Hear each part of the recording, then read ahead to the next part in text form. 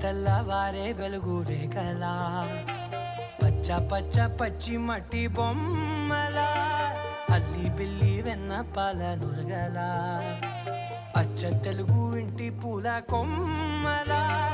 దేవదేవుడే పంపగా ఇలా దేవతే మా ఇంట అడుగే పెట్టెనంట బ్రహ్మ కళ్ళలో కాంతులే